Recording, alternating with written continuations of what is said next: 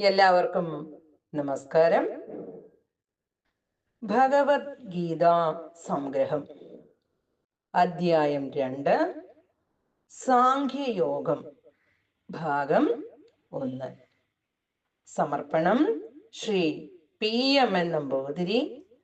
അവതരണം Gita K Namboothiri. Editing വിദ്യ.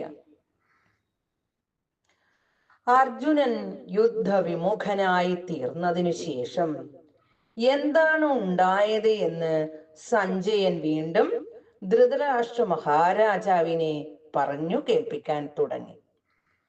സ്വജനങ്ങളോടുള്ള സ്നേഹാവേശത്താൽ പരവശനായി യുദ്ധത്തിൽ പരാങ്മുഖനായി അമ്പും വില്ലും ഉപേക്ഷിച്ച് തേർത്തട്ടിൽ വിഷണ്ണനായിരിക്കുന്ന കണ്ണുനീർ നിറഞ്ഞു കലങ്ങിയ കണ്ണുകളോടുകൂടിയ അർജുനന്റെ നേരെ തിരിഞ്ഞ് മധുസൂദനനായ ഭഗവാൻ പറഞ്ഞു: എടോ അർജുന, ഈ വിഷമഘട്ടത്തിൽ ശത്രുക്കളോട് ധീരം പോരാടേണ്ട ഈ സന്ദർഭത്തിൽ നിന്റെ ഈ ഭാവം ആര്യന്മാർക്ക് ചേർന്നതല്ല. ഇഹത്തിലോ പരത്തിലോ ഇത് ഗുണം ചെയ്യുകയുമില്ല. ജീവിച്ചിരിക്കുമ്പോൾ ദുഷ്കീർത്തിക്കും മരണാനന്തരം നരകത്തിനുമാണ് നിന്റെ ഈ മനോഭാവം കാരണമായി തീരുക. അതുകൊണ്ട് ഹേ ശത്രുതാപനായ പാർത്ഥ, ആണും പെണ്ണും കെട്ട ഈ അവസ്ഥയിൽ നീ ചെന്ന് വീഴരുത്. ഇത് നിനക്ക് ഒരിക്കലും ചേർന്നതല്ല. ഈ പൗരുഷമില്ലായ്മ മനക്കരുത്തില്ലായ്മയിൽ നിന്നാണ് ഉണ്ടാകുന്നത്. അതുകൊണ്ട് അർജുന, മനസ്സിന്റെ ഈ ദൗർബല്യത്തെ ദൂരെ കളയൂ. ശത്രു സംഹാരത്തിന് തയ്യാറായി എഴുന്നേറ്റ് നിൽക്കൂ. ഭഗവാന്റെ ഈ വാക്കുകൾ കേട്ട് അർജുനൻ വീണ്ടും ആവലാതിപ്പെടുവാൻ തുടങ്ങി. അർജുനൻ ഭഗവാനോട് ചോദിച്ചു: അല്ലയോ മധുസൂദന, ആരാധ്യരായ ഭീഷ്മ പിതാമഹന്റെയും ദ്രോണാചാര്യന്റെയും നേരെ ഞാൻ എങ്ങനെയാണ് അസ്ത്രപ്രയോഗം നടത്തുക?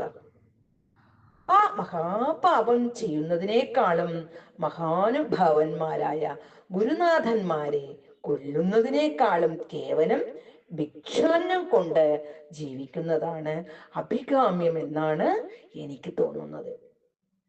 ഗുരുജനങ്ങളെ കൊന്ന് ലഭിക്കുന്ന അർത്ഥകാമങ്ങൾ, അവരുടെ രക്തം പുരണ്ട ഭൗതിക സുഖങ്ങൾ അനുഭവിക്കുവാൻ ഞാൻ തീരെ ആഗ്രഹിക്കുന്നില്ല. അല്ലയോ ഭഗവാനെ, ഈ യുദ്ധത്തിൽ നാം ജയിക്കുമോ കൗരവന്മാർ ജയിക്കുമോ എന്ന് എനിക്കറിയില്ല. ആര് ജയിച്ചാലാണ് ശ്രേയസ്കരമായി തീരുക എന്നൊന്നും എനിക്കറിഞ്ഞുകൂടാ. പക്ഷേ ആരെ കൊന്നിട്ട് ഞാൻ ജീവിക്കുവാൻ ആഗ്രഹിക്കുന്നില്ലയോ, ആ ബന്ധുജനങ്ങൾ തന്നെയാണ് യുദ്ധം ചെയ്യുവാനായി മുന്നിൽ വന്നു നിൽക്കുന്നത്.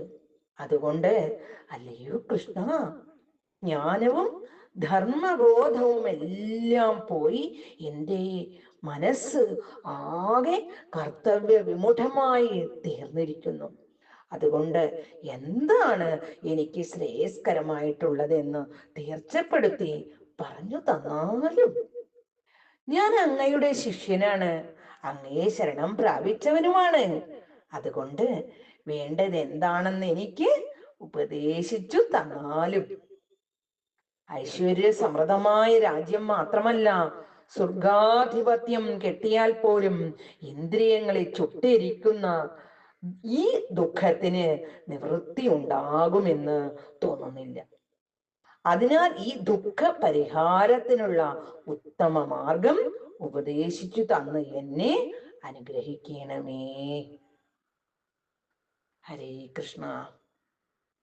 ഇതിന്റെ തുടർന്നുള്ള ഭാഗം അടുത്ത ആഴ്ചയിൽ. ഹരിയോ. നന്ദി. നമസ്കാരം.